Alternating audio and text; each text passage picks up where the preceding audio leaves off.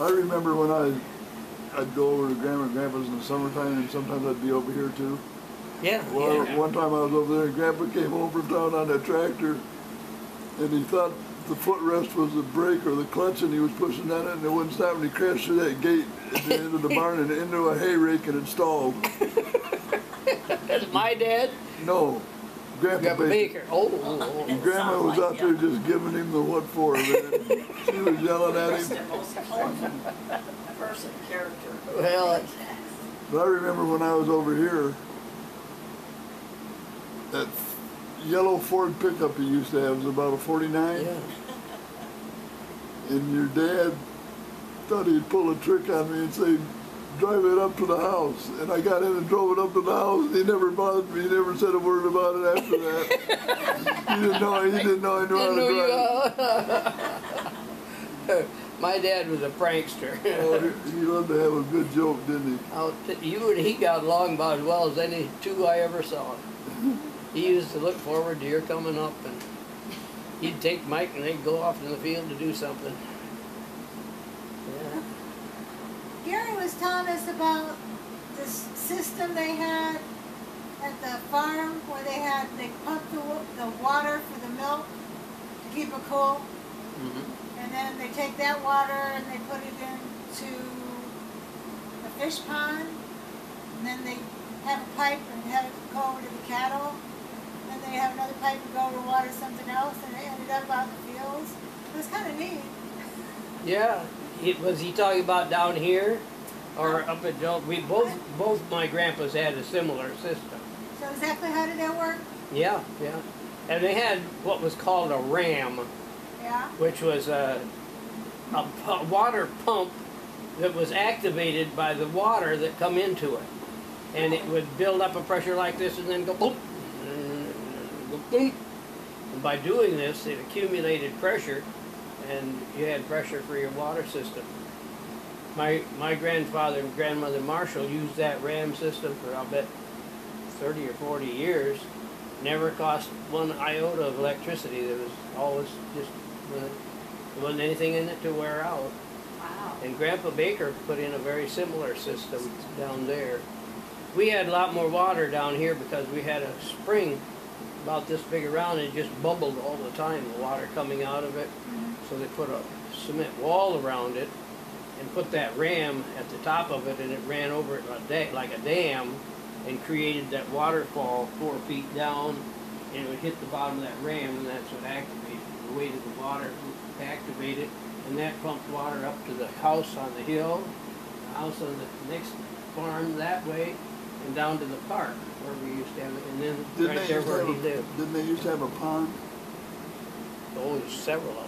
Yeah, that's what I thought. Yeah. At the Marshalls down here. Yeah, we had a swimming pool, and Yeah. and when my grandfather first opened it as a park, he was raising trout. Yeah. And I had two aunts that run the restaurant down there, and they served trout dinners. They didn't serve anything else. Oh, But my every gosh. Saturday and Sunday, all through the summer, they'd serve. Well, he raised these huge trout. My grandfather did as a hobby, Uh-huh. and for the weekend, she'd tell him how many she wanted, whether she wanted 40 or 60 or however many she thought she could sell that weekend, and he'd have them all up there on ice and ready for her. Wow.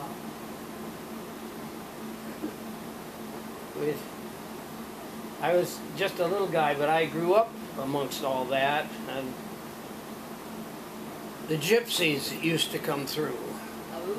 And when they'd come through, usually there were 2 cars with about 20 gypsies. But now and then there'd be 6 or 8 of them come with about 50 or 60. And when they'd come in, they'd stop in, and they'd be in the gas station, and they'd be in the restaurant, and they'd be out back, and they'd be across the road in the chicken house, and they just, people running everywhere. And I can remember my grandparents and my parents and 2 or 3 uncles and 2 or 3 aunts and uncles. When the gypsies hit, that was the everybody read. My Aunt Sarah, she was Aunt Sarah Marshall. You didn't know her well, but she was a classic wonderful gal, but nobody got ahead of her. And she worked in Detroit after high school, in downtown Detroit, in the farmers market. And there was a man down there that sold meat, and he had a collection of knives. They had big handles on them like this, and then they'd have a blade probably 20 to 24 inches long. And he used to keep them really sharp, and he could take the big beef down and cut them and saw through them and everything. Well, she had 2 or 3 episodes with gypsies, so she decided that she was going to take care of that. So she brought one of those knives. She went to Detroit. She got a knife from the old fellow she used to work for. She brought it back and she put it on top of the cash register. She had a cash register, one of the little silver ones that crank it and ding dong and everything. Yep. And that knife set up on the top on edge, so you could see it there. The first weekend that she got it up there, she was so excited. She just waiting to see a bunch of gypsies come in because she was going to run them out. And to tease him, my uncle was sheriff, and they put a sheriff out here on this top of the hill out here, and they'd come up over the hill and they'd catch them there. But they'd put a $20 bill on top of that cash register, and they'd come into the restaurant to eat, and that $20 bill disappeared every time they come in. Oh my gosh. No, they'd all be in there Never watching, saw and it. they'd never see him do it.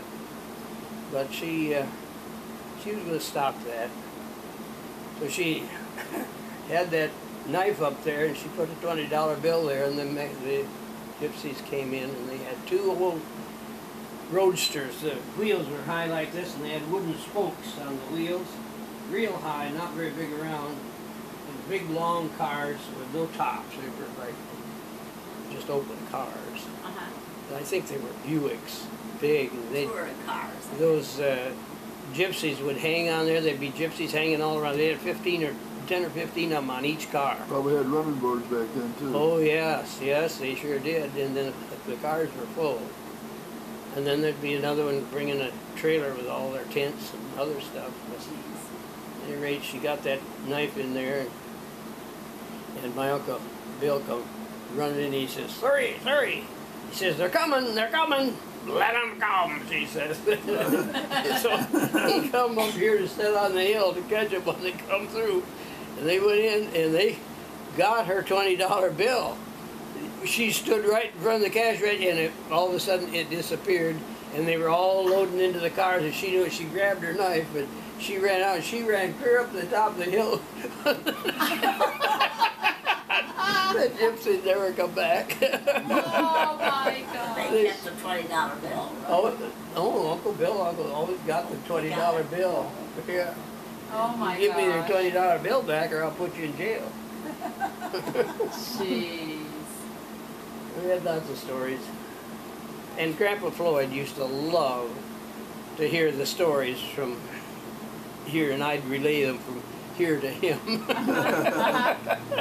And then he'd relay me the stories from Clark Baker, who had the parkway along the river just down from where he lived, where the gypsies would always meet. It was a campground for the gypsies in the summer all year round. And Clark Baker was down there every morning at 6 o'clock during the summer hours. And he knew all of them, the gypsies. Huh.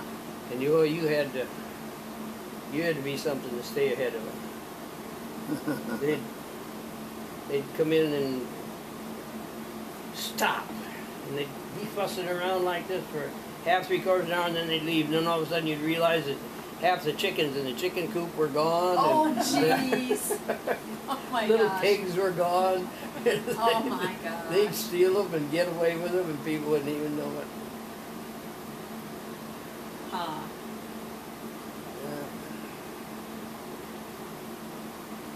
Yeah, they had trouble with over in England. I had some friends over there, and they had trouble with gypsies. Yeah. They'd run them off as soon as they come on the property. They'd run them off. Yeah. That's why when That's literally what they always did with them here, but they were cunning. They got around it. If there was, they did their best on Fridays and Saturday nights when everybody was in town. Everybody go to town, and the gypsies would go around the neighborhood. Oh, oh yeah. Wow. Boy, they used to put a tent up right across the road over here where these things, that all used to be clear.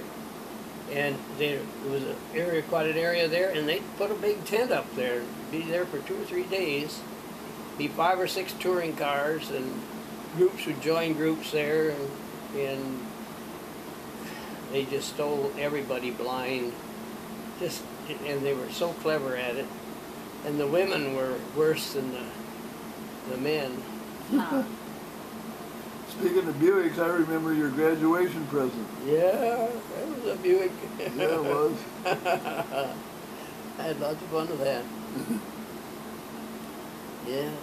My dad used to have a Buick. Was yours the one with the slope back? Yeah. Dad had one of those. Yep. And I had this pet goat. The goat would jump up on the hood, get up on the roof, and slide down the back, and ruined the finish on that car. Made him so damn mad. I can't believe Yeah, it. we got rid of the goat real fast after that. That goat used to follow me. I used to go to that one-room school up the road. Yeah. Goat would follow me to school. He'd come up and beg at the door for dog biscuits. The goat thought I was a dog. Yeah. Grab the dog biscuits. Yeah. You know, you had a neighbor. You remember where the cemetery is down there? You Yeah. were on that side. The cemetery's over here. Then right across the road was a family. DiMaggio's. No, they were on the other side of you. On the north side of the road. Naps. No. Childers. The Van Allen girl. Whatchamacallits. The Van Allen girl married them, and she's still alive. Reclaw? Hmm? Reclaws? No, Reclaws are still down there. Paul had a Childers. Paul Reclaw. Reclaw ended up having a junkyard over by Delaney. north of Reading. north of Reading somewhere. Yeah. The last of the Reclaws that I know are closer over to Pioneer now, and they have a large dairy operation. Oh. They had a young man the same age as Bart, Uh-huh. my boy Bart, and they were great friends, and both were good students and athletes and everything. And he was on a 3-wheeler, and he had an accident on the road with a car. And it was getting dark Oh, no. when he was a senior, Oh. and he's been a paraplegic ever since. Oh, my gosh. And he was such a great guy, and I still like to talk to him, but he's got such a conscience complex about it, you can't hardly talk to Oh, him. my goodness. But his dad still farms, and the mother I'm is... trying to think who you were referring to that were neighbors of ours. I can't think. It was a 4-letter word. The family came from Hungary. Oh, that Well, there was Nap. Naps. No, I knew the Naps well, but I don't Because they know were the... from Hungary. Hmm? Andy Knapp was from Hungary. Was he? Well, I think that's why they lived in the same neighborhood. But he married the Van Allen girl. The Van Allen girl was the same age as Doris Fowl. And she's still alive. I saw her in Hillsdale about a year ago at Walmart.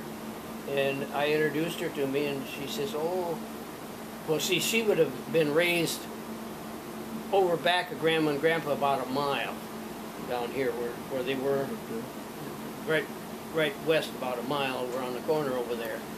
And they went to school with my grandparents, our grandparents. But she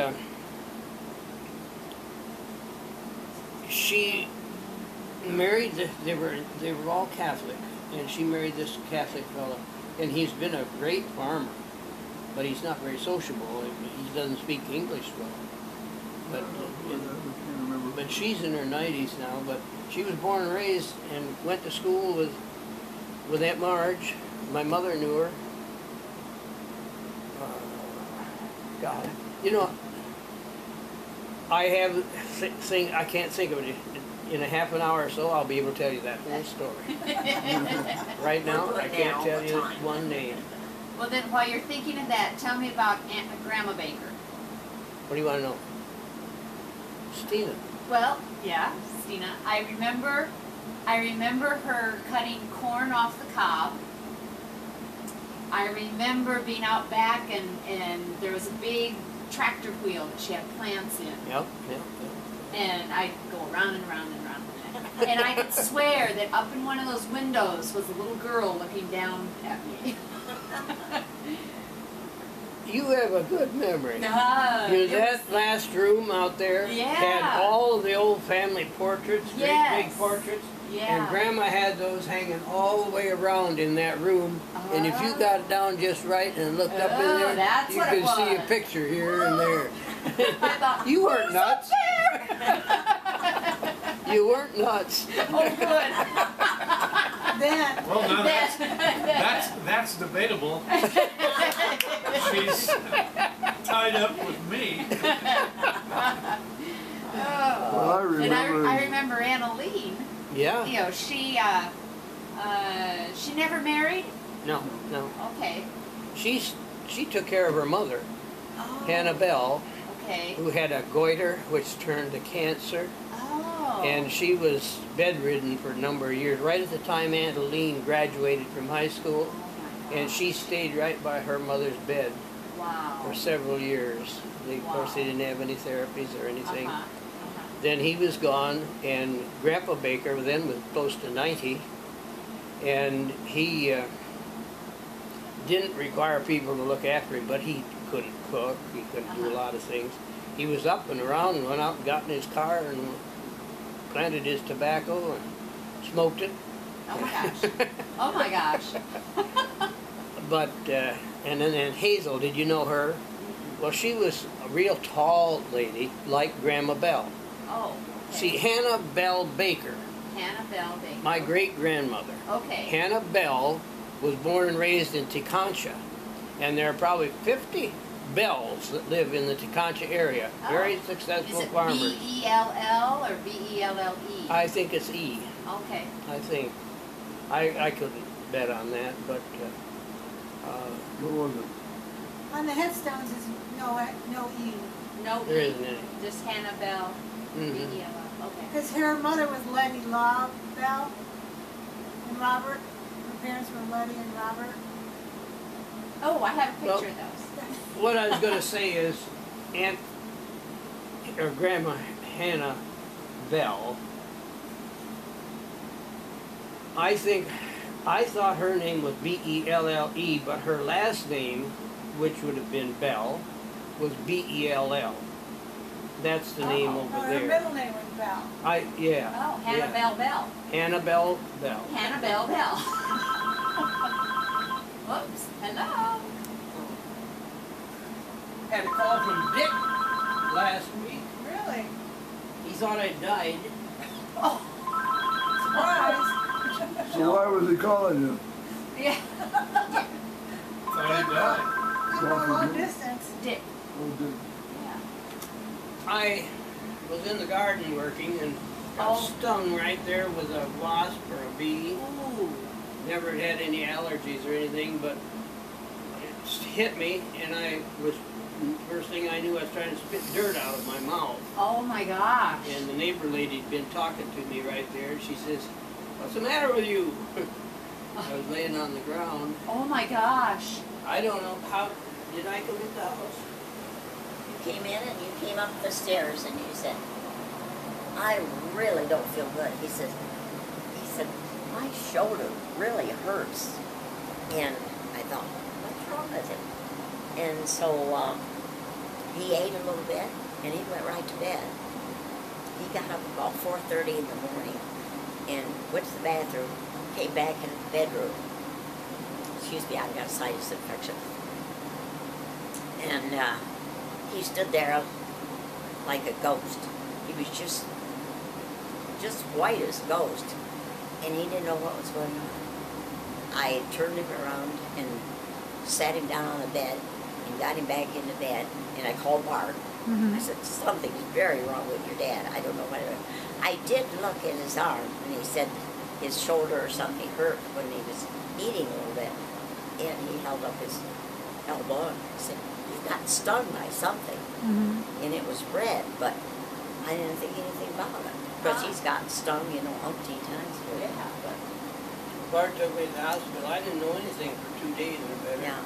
Oh His my temperature was goodness. I was in there for 5 105. or 6 days. Whoa. Just 2 weeks ago. But my arm still, all the muscles disappeared. Wow. It's the whole arm is sore. They operated from here and scraped the Burka? What it was? Bursa. Burka. He went with instruments clear up into the top of my hand and scraped that bursa clear back out of it. Goodness. My gosh.